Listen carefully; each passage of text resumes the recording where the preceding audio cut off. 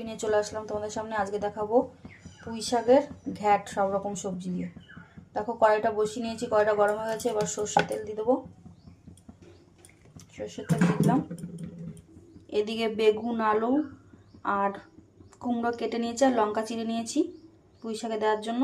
এদিকে দেখো পুঁই শাকটাও কেটে রেখেছি ধুয়ে রেডি করে। ফোড়ন একটু 5 ফোড়ন দিয়ে দিলাম। এবার আলু, কুমড়ো, বেগুনগুলো দিয়ে ভেজে নেবো ভালো করে। দেখো আলু, কুমড়ো আর বেগুন দিয়ে দিয়েছি। এবার জিরে গুঁড়ো দিয়ে দিলাম, একটু হলুদ,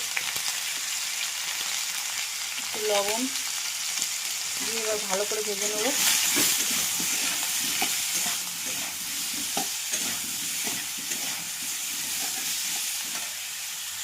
একটু আদা কুচিয়ে দিয়ে দিয়েছি। এবার পুঁই শাকগুলো দিয়ে দেবো। পুঁই শাকগুলো দিয়ে দিয়েছি। এবার ভালো করে কষে নেব।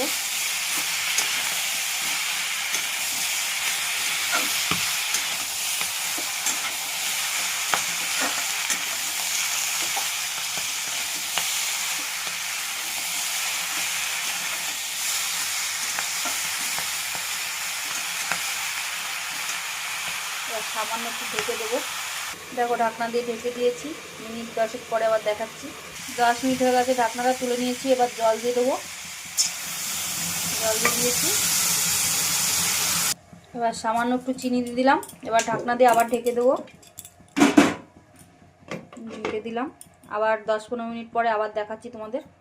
15 মিনিট হয়ে গেছে। এবার ঢাকনাটা তুলে নেবো। দেখো পুরো কমপ্লিট পুঁই শাকের ঘ্যাট। এবার নামিয়ে দেবো। চচ্চড়িও বলা যায়। তাহলে কেমন লাগলো তোমরা অবশ্যই বলবে।